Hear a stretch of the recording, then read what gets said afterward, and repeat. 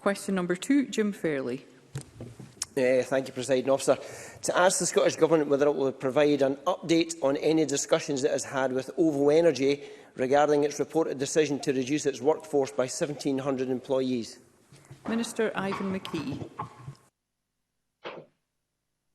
Concerned to learn of OVO Energy's plans to reduce its workforce by 1,700 across the UK and the implications they may have for staff in Scotland, following reports that they plan to close sites in Perth, Cumbernauld and Dunfermline.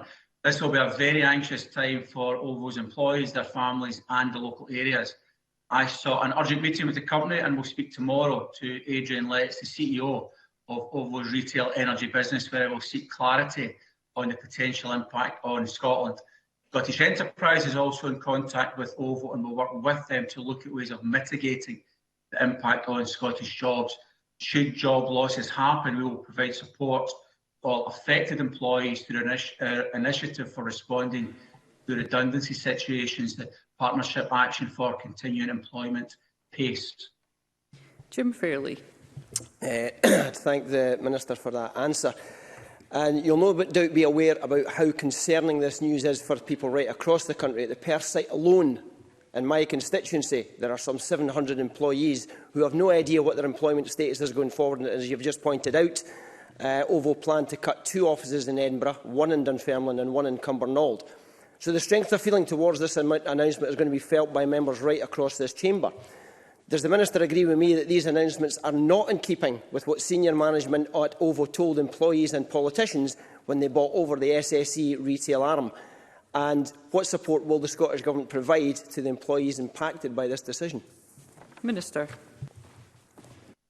I do absolutely share the members' concerns about the situation as it's unfolding across various sites in Scotland.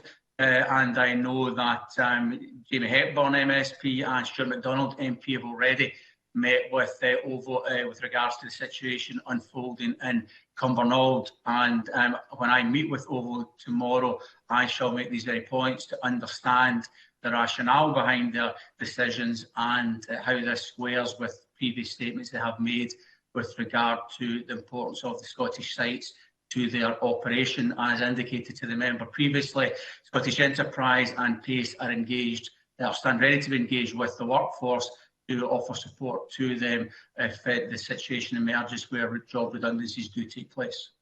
Jim Fairlie. Thank you, Minister. When OVO agreed to acquire SSE Energy Services, the OVO Chief Executive and Founder Stephen Fitzpatrick said, as quoted on their company's own website, SSE and OVO are a great fit. They share our values on sustainability and serving customers. They've built an excellent team that I'm really looking forward to working with. Now we see them systematically and rapidly dismantling that excellent team. Does that mean that the values of SSE and OVO means that their workforce is dispensable? And is the Minister as disappointed as I am at this decision? Minister. Yes, I am very disappointed by the decision, and when I meet with OVO, seek clarification on their change in position and why they have a different attitude now what they did previously, and I shall work to understand the rationale behind this decision, because on the surface of it, it doesn't look to be the right decision for the employees, for their communities, or indeed for OVO Energy, walking away as they are from such a valued workforce. I shall endeavour to find out as much information as I can from the company tomorrow to impress on the importance of the situation and to encourage them to review the decision and take alternative measures.